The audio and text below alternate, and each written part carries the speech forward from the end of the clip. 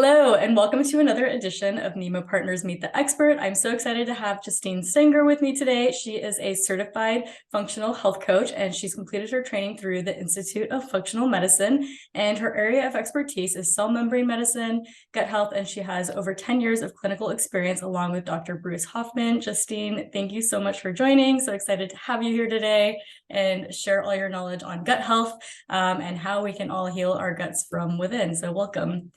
Thank you very much. I'm excited to be here with you today. Awesome. So let's dive in. So I want this session to mostly focus on how we can heal our guts, leaky gut, and things that we can do to support that. So, at this point, most people have heard the term leaky gut. Some people may not completely understand what it is. Can you share a little bit of information and background on what it is, what it means, and how we get to that state?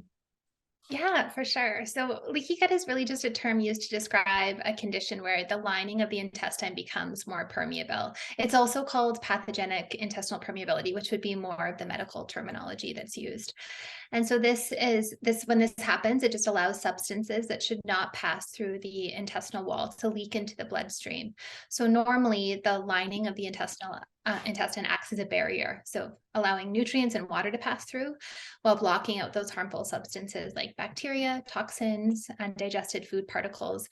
And when the lining of the intestine becomes damaged or inflamed, the tight junctions between the cells that make up the intestinal wall can become loosened or altered, which can result in increased permeability. And this can allow substances to leak into the bloodstream that would normally be kept out, which can trigger an immune response. So a milder response would be symptoms like bloating, gas, abdominal pain, diarrhea, food sensitivities. But long term, it can really lead to more serious health complications like autoimmune disease, cancer, neurodegenerative disease, cardiovascular disease, etc. And those tight junctions, for anybody that's not aware, are just specialized structures that form a barrier between the cells and the lining of various body tissues, so including the intestinal tract. But the blood-brain barrier also has tight junctions, and the kidneys, and among others. So those tight junctions are made up of a complex network of proteins that form a seal between adjacent cells, preventing the passage of large molecules and ions between them. So the proteins that make up tight junctions include claudins and oculins and junctional adhesion molecules, among others. And those proteins work together to create a tight seal between cells that help to control the movement of substances through the tissue. And tight junctions really play a critical role in regulating the movement of nutrients and water across the intestinal wall. So an example of that would be preventing the passage of potentially harmful substances like toxins and bacteria. And then they also have roles involved in regulating cell signaling, maintaining the integrity of the tissue. So disruptions of those tight junctions can lead to increased permeability and the leaky gut syndrome that I just described earlier. Okay, great. Complications. And what are some things that can cause a leaky gut? I know like sometimes people say gluten can contribute to it, or bacterial infections or SIBO and things like that. Like in general, is there kind of like one thing that's the biggest culprit at causing a leaky gut, or is it kind of an accumulation of different things that might be going on with your body and lifestyle that can contribute to that? So there's so many triggers that can cause pathogenic intestinal permeability. So food sensitivity is just inflammation in the gut. So toxins, bacteria, pathogens, glyphosate is a big one, which we're all exposed to, which is rife in our environment today. So there's many things that we're exposed to that can potentially lead to pathogenic intestinal permeability. And gluten is another one. And actually, Dr. Alessio Vassano, and I know we're gonna focus on gluten today, but Dr. Alessio Vassano's work shows that even in individuals who do not have celiac disease or gluten sensitivity, gluten actually causes pathogenic intestinal permeability in 100% of individuals. It's just trend. Yeah. So everyone should really go gluten-free. It'd make my life a lot easier to eat out. And yeah, I'm definitely in that camp and recommend 100% gluten-free diet to everybody that I work with. Yeah, and it just seems that over time, the wheat and gluten isn't really what it was even 50 years ago or pre-GMOs and things like that. So, that's like another layer of things that are affecting our gut and causing more of this intestinal permeability. So Yeah, absolutely. And speaking of glyphosate, gluten is highly contaminated with glyphosate because they actually use the chemical Roundup to dry Mhm. out the grain to skip that drying phase. Mhm. So when you test these gluten-containing foods for glyphosate content, they have extremely high levels of glyphosate. Mhm. Mhm. Someday, maybe people will come around and realize what we're doing to our world, right? Okay, so let's talk about some solutions. It's all grim, like all these things are causing leaky gut, but let's talk about some solutions and how you can heal your gut. I'm a big fan of Body Bio, and I know that you guys offer some great supplements like the sodium butyrate, the Gut Plus, TUDCA. Can you talk a little bit about what each of those supplements do and how those can contribute to healing your gut and healing your body from within? Yeah, absolutely. So those are actually my top 3 recommendations for healing and sealing the gut lining and lowering inflammation in the gut. So when you phosphatidylcholine, as my first example, does make up 90% of the gut mucosa.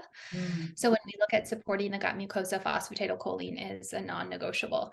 And it's unfortunately often missed in a lot of gut healing protocols Mm. that I've seen. So that's absolutely imperative that that gets brought on board.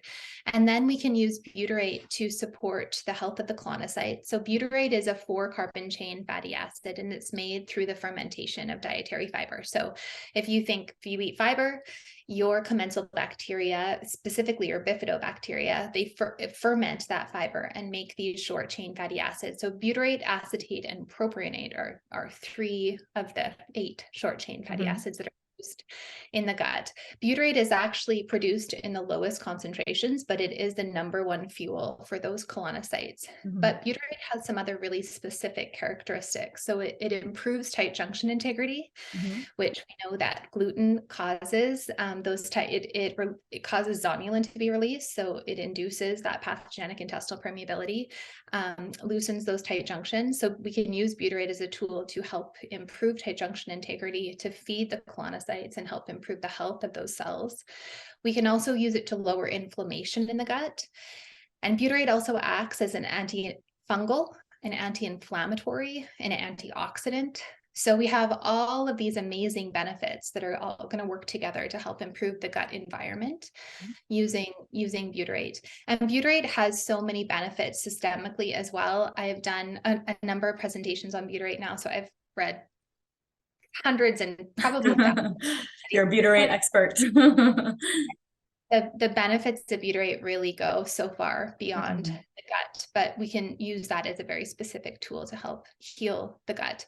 And then TUDCA has it's a very different molecule than butyrate. It's a bile acid. So Mhm. it's cholic acid conjugated to taurine. It's one of 4 different bile acids. But this specific bile acid has been shown to also have some really specific anti-inflammatory and antioxidant abilities and characteristics. So we can also use that just to improve the environment in the gut and help the proliferation of our commensal bacteria and eradicate those pathogens. Mhm. So those 3 together are a really powerful trio. Okay, awesome. I do have a question. I just recently started wanting to start integrating sodium butyrate into my routine to see if that can improve some of my gut health, but it smells so bad. Why is that? And is there anything to make that a little easier to handle? Yeah, there is actually. So first of all, I just want to speak to the purity of Body Bio's Yeah. products. So I know you're using the Body Bio sodium butyrate, and Body Yep. Bio really does the best of the best when it comes to purity. High quality, no preservatives, no additives, no fillers, none of these excipients that you see really used in the supplement industry. But butyrate just does have that rotten egg smell. So Mhm. when you're not adding colors and flavors and all these additives, it's just naturally going to smell really bad. You can mitigate that smell by putting the bottle of butyrate in the freezer. Mm. So that's what I would recommend, because you're Okay. not going to change the composition of the short chain fatty acid by freezing it. It won't smell bad. Okay, good tip. I will do that. And then, so I've also heard butyrate also being called something a postbiotic. So we've heard of prebiotics and probiotics, but what exactly is a postbiotic and what does that do in our gut? Yeah, so we have pro, and we have post. So prebiotics, if you think of prebiotics as resistant starch and fiber, so that's really what you feed your probiotics. Mhm. And I'm sure most people are familiar with probiotics. It's basically just another word for your commensal bacteria. So we can supplement with probiotics to help with the proliferation of those bacteria in the gut and help to improve diversity, etc. Mhm. And then the postbiotics are what those commensal bacteria make. So those are going to be those gastrointestinal tract fatty acids. And the short chain fatty acids are one of the categories of things that they make. So that the short chain fatty acids are considered postbiotics. Mhm. So when you hear that term postbiotic, you want to think those short chain fatty acids, and specifically, most commonly, the term would be butyrate that they're referring to. Okay. Okay, great. And then, so if someone's newly diagnosed to, say, gluten intolerance or celiac disease or a leaky gut, what are kind of, you talked about this a little bit, you know, like using the Gut Plus and the phosphatidylcholine, like what are some other things that they can do diet and lifestyle wise that can help to start to improve their gut? And once they start kind of on a protocol of sodium butyrate and TUDCA and Gut Plus and phosphatidylcholine, like how soon do you start noticing results in your health, and how long does it take to heal a leaky gut? I know that's a lot of questions all in one, but it's a Okay. related topic that I figured we can kind of touch on each of the points. Yeah, they build on each other. So first and foremost, I think that it is imperative to make sure that people know that you cannot out supplement a bad diet. Mhm. So we're interacting with food multiple times every single day, and every single bite of food that you put in your mouth is either causing inflammation or it is leading to it's either anti-inflammatory or inflammatory. We just have two roads. Mhm. So making sure that we are consuming 100% anti-inflammatory whole foods is absolutely critical. And I personally recommend for individuals that are newly diagnosed with celiac disease or have a lot of gut inflammation, have leaky gut syndrome or pathogenic intestinal permeability, to follow more of an autoimmune paleo low histamine diet. Mhm. And that is not to be dogmatic around diet. That's just what we've seen clinically works. Yep. And not to be married to that diet long term, but just in that therapeutic phase, we see that that diet can be really powerful and Yeah. catalyze healing. When I was first diagnosed with celiac disease, I started off just with the standard American version of gluten-free, and I felt awful, like never felt good. And I definitely did a big overhaul and did the autoimmune paleo diet for probably like 6 to 8 months, like really tried to figure out like my food sensitivities and allergies. And as my gut healed, I was able to kind of reintegrate a lot of foods. But even to this day, I still definitely thrive best on no grains, no sugar, like sticking to whole kind of paleo, almost sometimes even more animal-based diet seems to be a good window for me. But yeah, it's definitely imperative to do a big elimination diet, I feel like, in the beginning, just to kind of see what you're sensitive to and give your body that ability to heal without inflaming it more. Absolutely. That is really the gold standard, right? That Mhm. elimination diet, when you look at Yep. the literature, that's the gold standard. And then we also had that piece around life force. So when Mhm. you're eating packaged processed, highly processed food, that food is not providing you with any energetic value. Mhm. And that may sound woo-woo to some people, but it's not. It's just the reality that we do glean this energy and life force from the food that we're eating. So when we're Mhm. eating organically grown food that's been in the sunshine, animals that have been raised on the earth, that have been moving around, exposed to the sunshine, eating food that they were intended to consume, Mhm. we are we are consuming the health of that animal, the health of those plants. So Mhm. it's a completely different picture when we're eating food that's been processed, and even some of these foods that we wouldn't consider as processed or highly processed. Anytime you take a whole real food and you convert it into something else, you are eating a processed food. Mhm. So really making sure that you're eating food that was grown on the earth or raised on the earth, Mhm. and making food from single ingredients and creating beautiful recipes from that is what I always recommend. And it becomes harder and harder to do that every day because our food system has gone so awry. It's just so Mhm. dysfunctional. It's so toxic. So it's challenging for people when we have access to all this convenient food. Yep. It's time consuming, and it's challenging for people to swap over to remembering what we did 50 years ago, just Mhm. making single ingredients into recipes and making all our food from scratch. Yeah, it's definitely an adjustment, but I feel like once you make it into a habit, it becomes a lot easier. And Yeah, having a condition like celiac disease or becoming gluten intolerant or other autoimmune diseases or chronic conditions, like kind of leaves you no choice and throws you into that deep end that you have to do these things in order to heal and get better. And you realize like how much food is medicine. totally. Yeah. And we forget that. It's just such a good point. Food really is medicine, and we forget what a powerful form of medicine it is. Mm-hmm. So that's first, the first place to start is making those dietary changes. And I really think it's important to be eating organic. And I touched briefly on the glyphosate issue, but there are just so many toxins in our environment, so many chemicals that are used in conventional farming practices. And organic is not, there's a lot of controversy around organically grown foods too. It's not perfect, Yep. but I think the best that we can do better would be growing your own food and having your own chickens and trying to source as much food as you can from your own garden. Mm-hmm. But that's not feasible for everybody. So just sourcing organic food, I think, is a good place to start, organic whole food. And then when we look at the literature, I know you touched on Crohn's disease and colitis and just irritable bowel syndrome. And we see in the literature that those conditions, individuals who are diagnosed with both forms of IBD Mm-hmm. and really just with inflammation in the gut, they have very low levels of phosphatidylcholine in their gut mucosa and actually have up to a 70% deficiency of Wow. phosphatidylcholine in their gut Wow. mucosa. So just swinging back to phosphatidylcholine, It's it a good really first step. it is the most prestigious nutrient I think that Mm-hmm. anyone can take, and very, very important for those individuals who have compromised gut health. And But how should people take that? Do you take that how many times a day, and do you take it with food, or what's kind of the optimal way to get someone started on that first supplement, the phosphatidylcholine?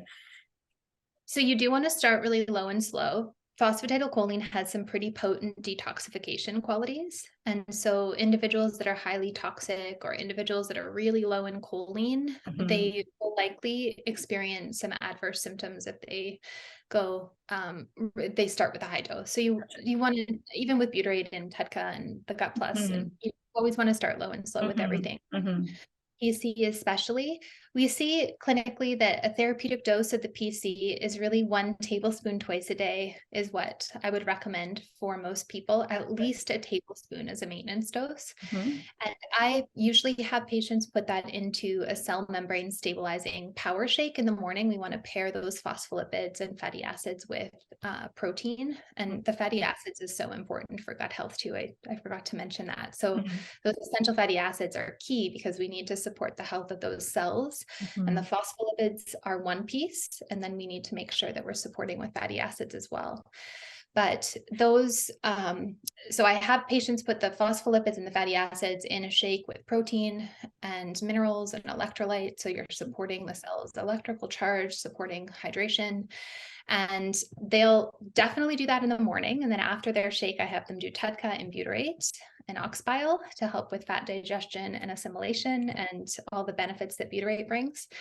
And then the individuals that are more compromised are in a severe cell danger response, so have that really significant mitochondrial dysfunction. That's when we'll bring on another tablespoon at lunch. And I just always recommend that you take phospholipids and fatty acids with food because you do really want to activate that whole digestive process. So I don't recommend taking them on an empty stomach. Okay. And then the sodium butyrate, should that be taken with food as well, or is that something that you take on an empty stomach so it can work on your gut? I do recommend taking it with food after meals just because I want to mimic what would be naturally happening in the human body. And that's when your commensal bacteria would be making butyrate after you be consuming fiber. Okay. But there are studies showing that butyrate can be really beneficial for sleep. And they show that it improves both REM and deep sleep in individuals who have insomnia. And in those cases, I recommend taking it before bed. Okay. So I have my Aura ring. I'm gonna experiment. I'm gonna try taking it before bed and not before bed and see if it affects my sleep. Yeah, that's a good little experiment. And I have worked with many people that have had significant insomnia that have enormous benefit from taking butyrate before bed. we know there's that bidirectional relationship between the Yep. gut and the brain, Yep. and the low levels of short chain fatty acids are correlated with sleep disturbances. So Okay. And then, so once people kind of get started on this protocol, obviously working on diet first and then slowly kind of integrating these different supplements and tools, when do people start to notice a difference? It sounds like you might go through a little bit of a detox or you feel worse initially. And then when does that curve start feeling a little bit better for people in general? well, luckily the turnover of the colonocytes is rapid. So you see turnover, I mean, there's some discrepancy in the research, but anywhere between 3 to 7 days Oh, is wow. what you see. So you can see pretty significant rapid changes in terms of gut health when you start to bring some of these supplements on board. When you look at improving mitochondrial dysfunction, you're looking at a long game. So it takes about 6 months to 12 months or 6 months to a year to really repair mitochondrial dysfunction. Mm-hmm. So for most people, you're not going to see, especially with the phospholipid complex from Body Bio, you're not going to see this profound improvement 24 hours after you take the supplement, Mm-hmm. unless you have low levels of choline. Those are the individuals that are going to feel like their brain turns on when they take the phospholipid complex, because they've just fed their cholinergic neurons.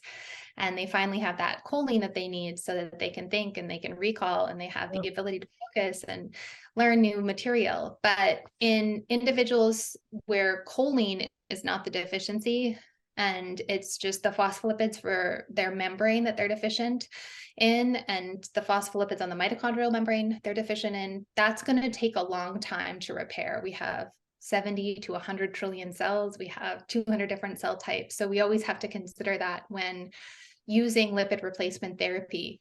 And when I say that, I just mean using phospholipids and fatty acids to repair the cell membranes and your membranes of the organelles within the cell. And that takes a long time. Okay. You got to stick to it. Yep. It's not going to be an overnight fix. It takes a long time to get to this place. And that's like something that I think people don't realize is like, when you have a compromised gut or become sensitive to gluten or trigger on an autoimmune disease, it's not something that just happened overnight. It was something that was, stressing your body, stressing your immune system to a certain point that it just got to a tipping point that it couldn't kind of hold on anymore. And so it took years to get there. It's going to take, hopefully not as long, but it's going to take some time to get out of it too.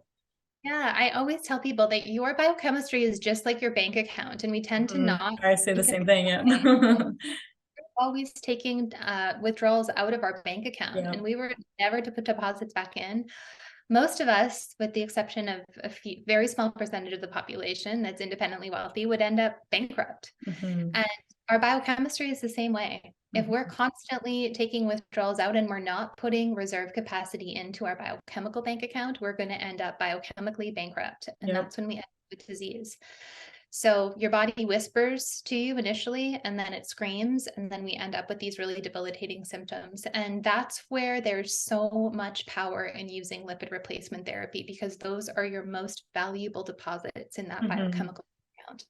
And we have the ability to build that reserve capacity by providing our body with what it needs to repair. Because the body really has this phenomenal ability to heal. But we can't expect it to heal without giving it what it needs to heal, and also removing those things that are making us sick. So if people are continuing to eat an inflammatory diet, they continue to eat gluten, even though they know it causes pathogenic intestinal permeability, and they're exposing themselves to glyphosate, and they're wondering why they still have these chronic complex symptoms. Well, your body cannot heal if you don't give it what it needs to heal and remove those things that are making you sick. Yeah, absolutely. Yep. Great tips. Great advice. I say the same thing, but I feel like until people, get really desperate, they don't really take those big steps and big measures to do that. But I always use the same analogy of like the bank account. Like you constantly have to be putting things in to support your body for all those things that you do that depletes you. So absolutely. Okay. So I have another question. I know you guys offer sodium butyrate and calcium butyrate. What is the difference between the two, and when should someone use one versus the other? So it's actually calcium magnesium butyrate and then the sodium butyrate. So the difference between the two is just simply that the butyric acid is attached to different mineral salts. Now, the sodium butyrate is the true biological substrate. That is what your commensal bacteria make through the fermentation of dietary fiber. That is actually the one that I recommend to everyone because of that characteristic. I think that whenever we have the option to mimic exactly what's happening in the human body, it's probably the best path to take.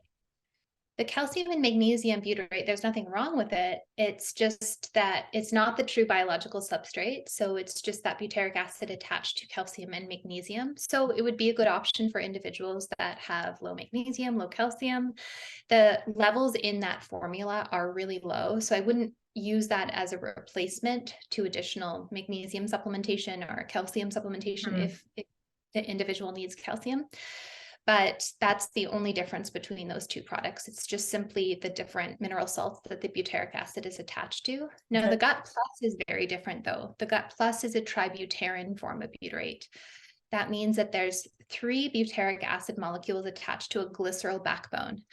Now, when it's attached to a glycerol backbone, there's some evidence showing that there's a little bit greater bioavailability and greater ability for the butyric acid to actually reach the colon. So if you're really looking at targeting gut health, the Gut Plus could probably provide you with a greater benefit at a lower dose. Now, the other thing with the Gut Plus is that there's some bacteriophages that have been added to the Gut Plus formula. And those phages are little viruses that have been shown to eradicate pathogenic bacteria, help support the health of the commensal bacteria, and really create a nice hospitable environment in the gut so that your commensals can thrive. I personally pair both, because those phages are so beneficial, and those phages have also been shown to treat SIBO. So that's a really good option for individuals who have SIBO, who don't tolerate butyrate supplementation. But speaking of, I spoke just briefly about the bioavailability of the tributyrate in the literature. So we've used sodium butyrate clinically for ages, and it works. So I tend to stick to things that work. The other benefit of butyrate is it does act as a signaling molecule. So even if it doesn't get directly to the colon, you still have this whole myriad of different benefits, from anti-inflammatory benefits, cell signaling. We see a massive improvements in health using sodium butyrate, even when you take it out of the capsule, which is enteric coated, which allows that delivery to the colon. So there's benefits to both, but the sodium butyrate is definitely that true biological substrate that your commensal bacteria uses. Okay, perfect. And then thoughts on probiotics. I don't think that you guys offer any, those are very controversial. Some people say it's a waste of money. Some people say, no, it's good. It can help balance your gut. What's your thoughts on integrating a probiotic? Do we need it? Or when we're doing this other work on our gut, does our gut bacteria naturally kind of balance out to what it should be? Or what's your recommendations and thoughts on that? Yeah, so I think that probiotics can be extremely beneficial. I think that it's important to pair the probiotic with the stool test, though. I think that people just taking random probiotics could probably be a waste of time and money, and maybe even contraindicated in some cases. I personally, when you look at studies on probiotics, a lot of the probiotic gets degraded by stomach acid. So I was always taught to open up the capsule, leave it in your oral microbiome for as long as you can, so you can inoculate the oral microbiome, the nasal microbiome, your brain, and then whatever you swallow is, even if some of it gets degraded, you're still inoculating the microbiome through opening up that capsule and leaving it in your mouth. Now, I know that's also controversial, so there's probably people out there that agree with me. I personally love probiotic suppositories, because then you're getting it directly where it needs to go. You're not going to have that degradation by the stomach acid. So yes, I do think that probiotics can be extremely helpful, but I think that you should probably that should be tailored to individuality based on what the person needs. Okay, awesome. And then one more question before we wrap up here. So, most of the audience listening to this is struggling with gluten, myself included. Like, I'm so sensitive even to a microscopic crumb, like no matter how cautious I am using my tools to avoid it. Do you think, or do you see that as people kind of heal their gut, do people become less reactive, less sensitive? Obviously it's probably not going to turn off autoimmune disease and you're not going to be wanting to eat gluten, but, you know, making your body less sensitive, more resilient. So if you do get that accidental exposure, it's not creating such a cascade of inflammation. What's your experience with that? Oh, 100%. I think the more that we build that reserve capacity and build resilience, the more we're going to be able to handle some of those small assaults. I still wouldn't recommend consuming gluten, Yeah. but we're all going to get exposed from time to time. I mean, Yeah. it's almost possible to eliminate exposure 100%. Mm-hmm. I just think doing the best that you can, taking a gluten, an enzyme that's going to help you to break down gluten can be really beneficial if you do think that you might have been exposed. Charcoal can be a really great tool if you've been exposed. And then always supporting with phospholipids, the body biophospholipid complex, the sodium butyrate, the Gut Plus if you choose that option, TUDCA, really just making sure that you're providing all the materials that your gut needs to thrive. Awesome. Well, this is so great, so informative. Thank you, Justine. Is there anything else you'd like to add as we wind down, or I don't think so. I just think covered that a if lot? anyone has any questions, just know that I'm always available. I love, love, love helping people to reach their optimal state of health, and anything that I can do to help support Awesome. your followers, I'm more than happy to. So my DMs are always open. If you have questions about Body Bio products, I'm absolutely obsessed with the product line. And it was because of my own clinical experience. I always like to share that with people. This is not because I am affiliated with the company or work for the company. I love their products because I know they work.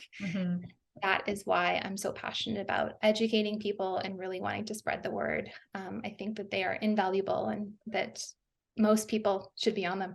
Awesome. And then if people want to reach out to you and find you, what's the best way to find you? I'm very active on Instagram. I do an educational reel every day. Or most days. So my Instagram handle is Justine Cellular Nutrition. I just started on TikTok too, which is the same handle. And you can always reach out to me directly through Body Bio as well. My email is jstanger@bodybio.com. So yeah, there's lots of ways to get in touch. Awesome. Awesome. Well, thank you so much. I really appreciate all your information, and yeah, can't wait to share this with our audience. Oh, thank you so much for having me, Erica. It's been a Yeah. pleasure. Thank you.